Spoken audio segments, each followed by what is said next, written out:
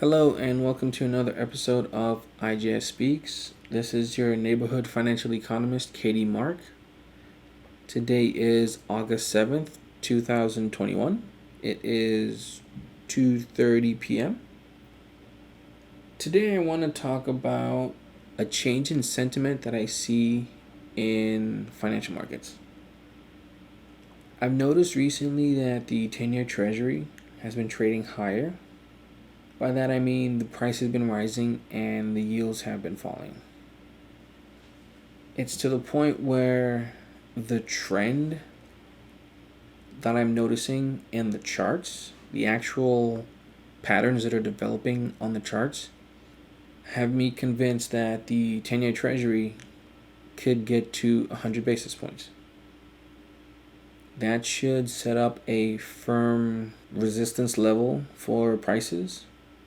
But if prices can break above that, that would definitely be a signal that something is happening in the market. Or at least the bond market is anticipating some negative shock. I've also noticed that the dollar on my longer term charts have been consolidating, and on my shorter term charts are showing some patterns of an uptrend. Typically, when you see bond prices rising and the dollar rising, it signals that market participants are looking for both liquidity in the US dollar and safety in the 10-year Treasury. What you also tend to see are the riskier asset classes, your commodities, oil, gold, and even other financial assets like stocks tend to experience selling pressure when both the 10-year Treasury and the dollar are rising. And true to form, I look at oil, I look at gold, and over the last week or so, they're both down. The one holdout is the S&P 500. It seems like market participants have unlimited demand for stocks at any price because the S&P 500 is once again at all-time highs. And if I look at my medium-term charts, if I look at my longer-term charts, or even just measures of trend and regression, the signals that I'm getting all point higher for the S&P 500. That doesn't really line up with the signals of market sentiment that I see developing in the other markets. So I'm seeing long bonds, long dollar, short commodities. Those are all risk off signals. So I think the catalyst that drives these markets in the directions that they're signaling would be the S&P 500 to take a leg lower.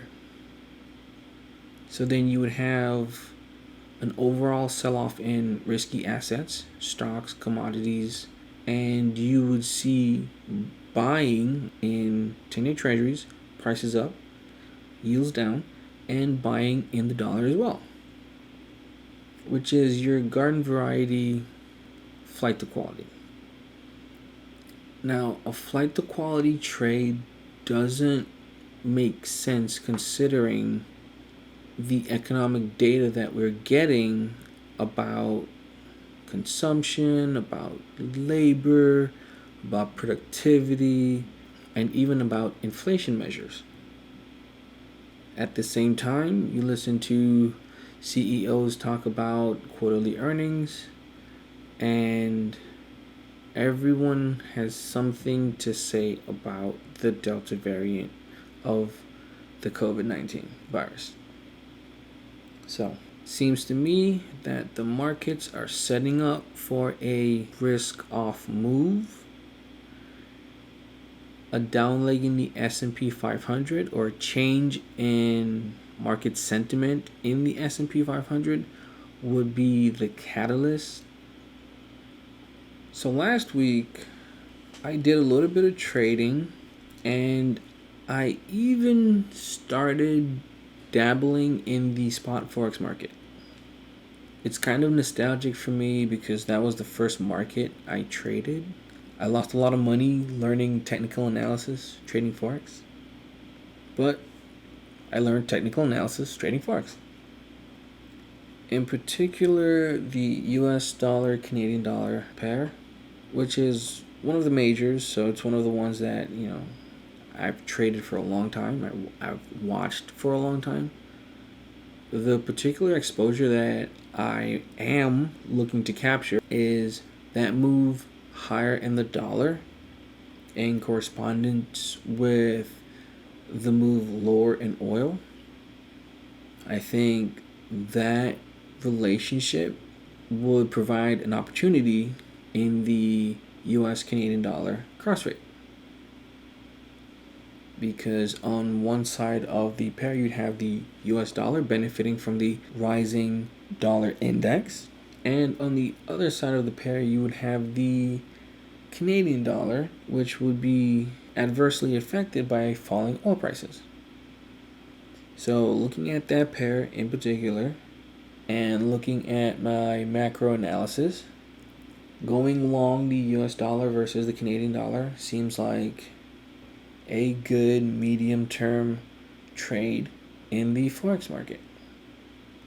But because this is a trade based off of two macro fundamental trends, this is not a position where I intend to build up a lot of leverage, because macro trends are just that, macro trends. That means that they have room to go off script and then get back on trend. And I don't necessarily want this one position, this one thread of analysis to create a headache in my portfolio if it chooses to go off script while still being on a macro trend. And because it's forex, there's a lot of leverage, which requires a lot of cash for margin. So there's no need to tie up a whole bunch of cash, again, behind this one vein of thought, this one analysis. As an offshoot of the US dollar Canadian dollar trade, I also looked at the New Zealand dollar US dollar pair, which is a commodity play. Short New Zealand because New Zealand is a commodity exporting economy, so with the overall bearish sentiment developing in commodities, that currency should be adversely affected versus the US dollar. That was a profitable trade. I made a little bit of money on the trade. Closed it out at the end of the week because I have a overall direction in mind. I have a bias that I'm trading. I can always look for setups that confirm that bias and trade in and out. I'm also looking at the Norwegian krone versus the Japanese yen, because again, Norway does export oil, and so falling oil prices should adversely affect the value of that currency compared to Japan, which is a net oil importer, and so falling oil prices would benefit the yen. So, similar concept as the dollar Canadian, small position, let it sit for a little bit longer while this macro trend develops. Then I'm looking at the South African rand versus the yen. South Africa exports gold, and with the rising dollar and falling gold prices, the South African rand should be adversely affected versus the Japanese yen, which Japan is a net importer of gold, so falling gold prices should benefit Japanese imports. But it's a trade based on a macro analysis, so smaller positions held for longer in the spot forex market. I've been trading the SPY, and frankly, it has not been very profitable. I'm holding a passive equity portfolio of ETFs tracking different economic regions or countries around the world, which has a pretty high beta to the S&P 500. So I get to benefit from the steady move upward that we're seeing in US equities, but from the passive side. From the active side, I've been trading options on the SPY or sometimes options on the E-mini futures, but truthfully, just holding a passive position in the S&P 500 would have been more profitable for me versus a combination of passive and active. I did short gold through options on the GLD ETF, which with that Friday move in the dollar and corresponding move lower in gold, that vertical closed out profitably. And then there is my position in blockchain. So a while back, I started building a small position with some blockchain exposure. It's through an ETF, ticker symbol BLOK, and I dollar cost averaged into the position. It's to the point where I don't think it's necessary to add to the position because it does need to remain balanced in the portfolio. But as it currently stands, my break even corresponds to about the 50,000 level on Bitcoin. So, needless to say, recent trading weeks, I've just watched the position lose value as Bitcoin made its way all the way down to about 30,000. And now, as of close on Friday, it was up to about 42,000. So, the portfolio has benefited from that position putting back on the books what it took off.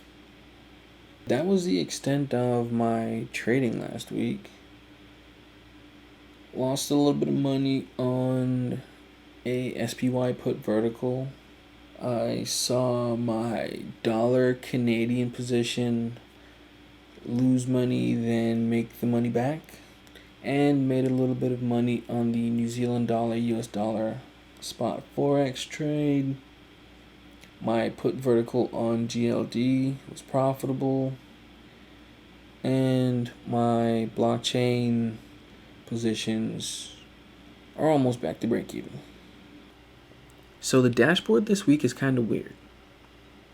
Same concept though. Basically, I group like things together, and the overall idea is to decipher a direction.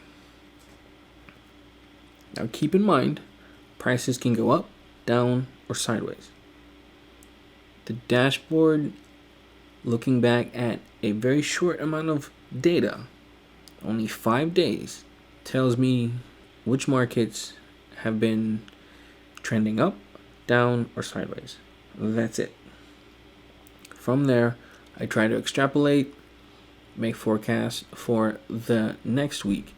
But being that I only look back at a short amount of data, I can only forecast forward a short amount of time with any sense of confidence. That being said, from time to time, I have to rearrange the charts. Typically, what we see are risk assets and safe haven assets trending together. For example, the dollar as a safe haven asset provides liquidity. The 10-year treasury as a safe haven asset provides safety. They tend to move together over the medium and long term. In the short term, anything goes. Grouped together as my safe haven assets, based on their trends correlating, are the US dollar and the S&P 500. And as my risk assets, I have grouped together gold, the 10-year treasury, and crude oil. Let's start at the top with the safe haven assets. So with the dollar, I've got the price for most of the week trending flat, sideways. Slight upward bias, but overall sideways. The pivot indicator was constantly oscillating from support to resistance, which just tells you that there's no clear sense of direction. The regression curve ribbon, similar slope, sideways with an upward bias, and the price is gently oscillating around it for most of the week. It isn't until Friday that we see the price take a leg higher and then put in a consolidation pattern. Because of that move higher on Friday, the price is accelerating above its regression curve ribbon, and its pivot indicator is below, so it signals support. The linear regression slope that measures momentum oscillated around the zero line for most of the week, but Thursday and Friday went positive and is accelerating higher as of close on Friday. Similarly, the linear regression slope measuring the trend has been gently sloping higher.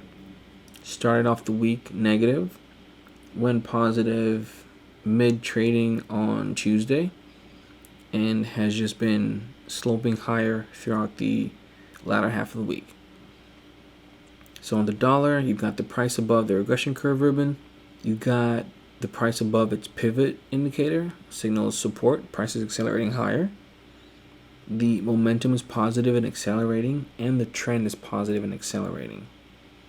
So the short-term forecast on the dollar is a move higher as a safe haven asset. The S&P 500 had a similar profile for the first half of the week. Sideways movement, pivot indicator oscillating back and forth from support to resistance, regression curve ribbon trending sideways with a slight upward bias. There really wasn't a significant move higher on Friday in the S&P, just a little steepening of the slope on that move higher. So the price just continues to oscillate around its regression curve, which is also sloping higher, and the slope on that one is steepening.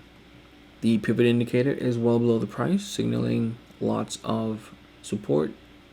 The linear regression slope has been oscillating around the zero line all week, but as of late Thursday went positive, into Friday stayed positive, and looks to be sloping higher.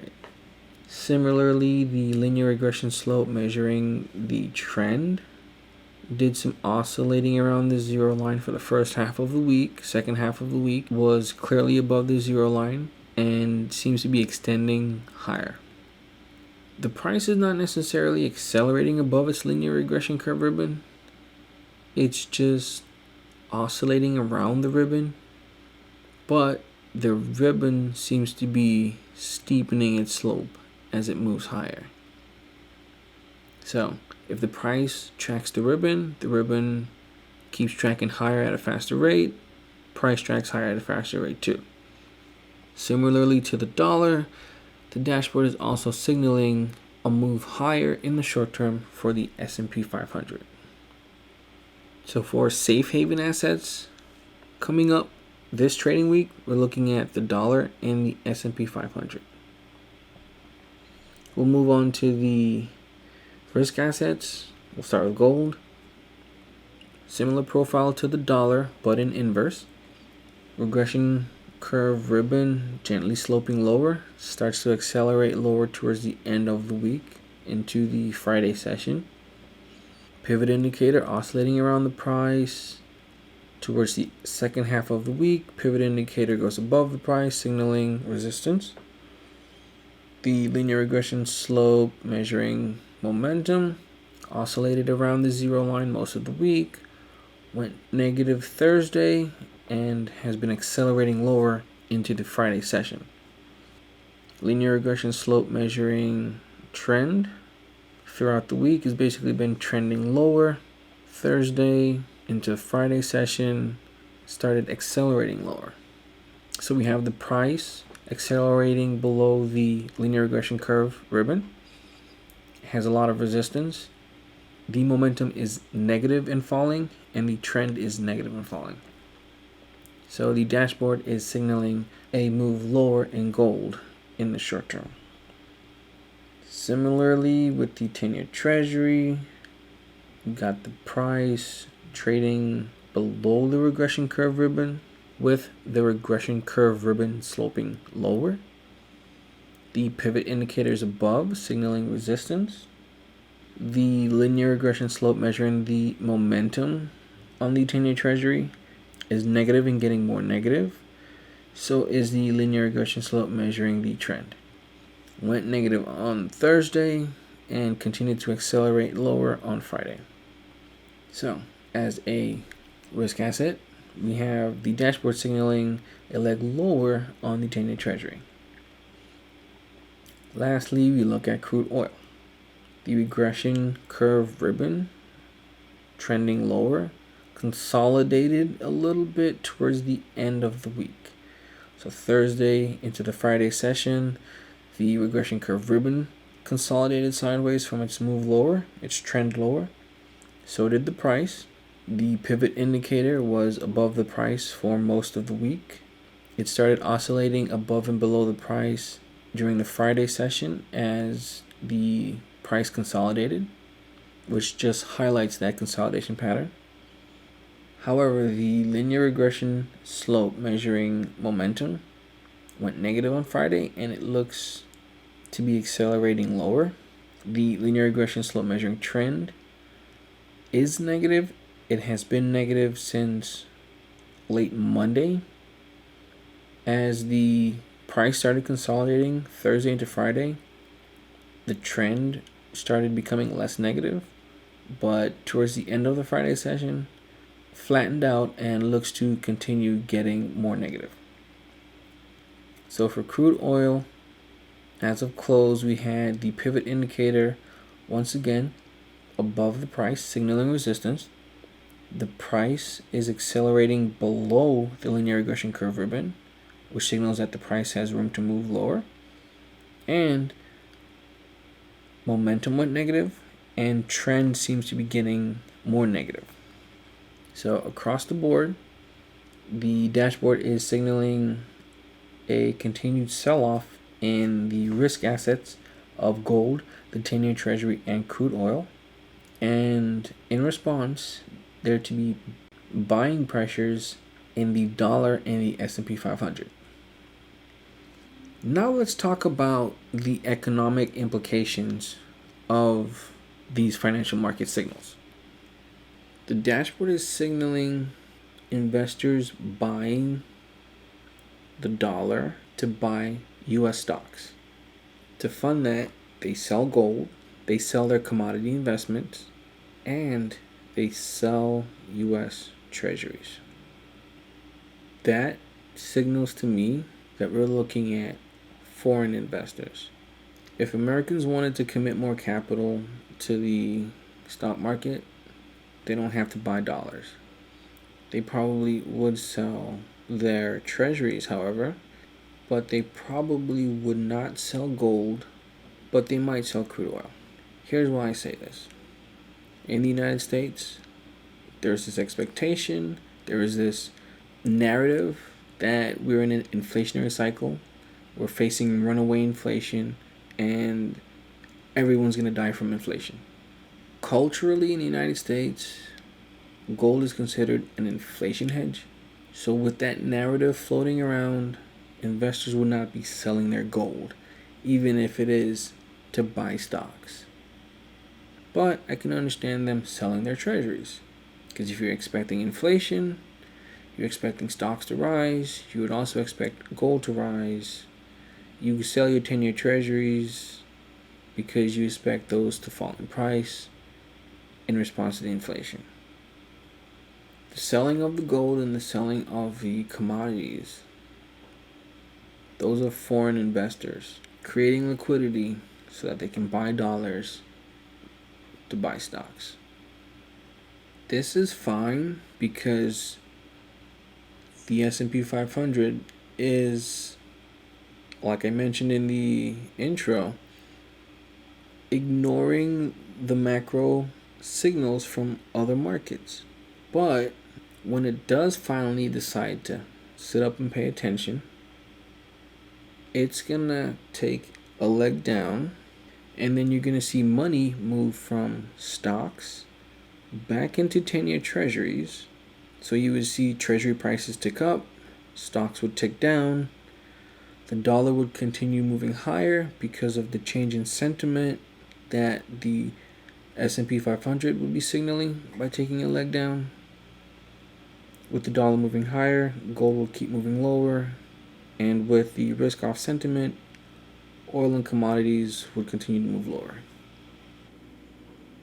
Now, considering the levels that bond prices aren't at now and the corresponding yields, if we were to see a leg lower in stocks and a corresponding leg higher in bonds, the yield on the 10-year treasury is close enough to 100 basis points that a 20-25 basis point move and we're at 100 basis points in the 10-year treasury. So it's not necessarily some huge market shock to take the 10-year treasury to 100 basis points. Simply a couple days of selling in the S&P 500 could create an environment where bond yields in the US on the 10-year treasury trade down to 100 basis points, and maybe, if there's enough momentum, might break 100, if only for a brief period of time. Looking back a little bit further, to be able to look out a little bit further, on my longer term charts, the profiles that I see developing on the dollar and the 10-year treasury are still very similar. So I know the discrepancy in their price patterns is a short-term discrepancy because their long-term charts are still reflecting a more consistent relationship. Looking at the dollar, it has a consolidation pattern developing, and I'm looking to see the price of the index trade above 93.25. That would signal to me the price is broken out higher. As of close on Friday, it was trading at 92.75. The 10-year treasury is still trying to find its range for support and resistance.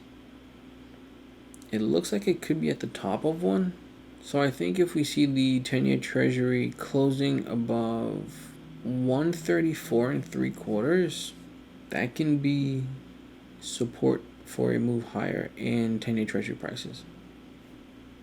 Gold, on the other hand, looks like it's seeking out support. So as of Friday, it closed at about 1763. The nearest support level for gold would put it at about 1715. So we're looking at close to a $50 drop from where gold is currently before it finds support. The S&P 500 is ultimately heading for a 4,600 target, but I think before it gets there, it needs to confirm 4,300 as support. It broke through it as resistance, but never really confirmed it as support. So as of close on Friday, S&P 500 closed at 4430. A correction back down to 4300. We're looking at 125, 130 point drop, which is relatively small. It is only a 2.93% drop. So less than a 3% correction to establish support, and then the price can continue to move higher to 4,600. Crude oil looks like it really could be heading back down to $60 a barrel. At that point, it would have support from a long-term Fibonacci level as well as its regression curve ribbon, which should be able to continue it higher past the $77 a barrel mark and probably onto $90 to about $95 a barrel. Looking at grains in the medium term, corn and soybeans in particular have taken a hit, but I think that is in line with crude oil as they tend to correlate. Wheat has done a little bit better in the past few trading sessions. It has actually shown a little bit of strength, which may have something to do with the actual market itself for wheat or the fundamentals of the wheat market, which I don't necessarily consider in my analysis. I use purely technical analysis. I look at the charts, price action, but measures of momentum are all either negative or positive but getting less positive. So corn and soybeans are negative on momentum. Wheat is positive but getting less positive, approaching that zero line. Measures of trend, negative for corn, negative for soybeans. Wheat again has bucked the trend. Its linear regression slope measuring trend in recent trading sessions, maybe Thursday or Friday, went positive. So in the medium term, if we see a leg up in oil, we may see wheat accelerate higher as it's already pointed in that direction, while corn and soybean lag behind. If we see a leg down in oil, we can see corn and soybean accelerate lower, while wheat may move lower, but just not with as great a magnitude, or may even consolidate sideways, while the rest of the commodity complex moves lower. And on that note, this has been another episode of IJS Speaks. Today we talked about technical analysis, talked about charting, chart patterns, some indicators. If you would like to learn more about technical analysis and charting, I have online courses in chart patterns, candle patterns, technical indicators, support and resistance, trends. You go to your browser, you type rtn.edu, CATION, hit enter, and it will link you to my site where you can view the online courses that we provide in technical analysis and charting. You can purchase pre-recorded courses, or you can book one-on-one virtual sessions to work with a technician in customizing a lesson plan for you. You can also visit me at www.runthenumbers.biz. That's RUNTHENUMBERS.biz. Hit enter in your browser, where you can view my economic consulting services. This has been your neighborhood financial economist, Katie Mark. When in doubt, take profits.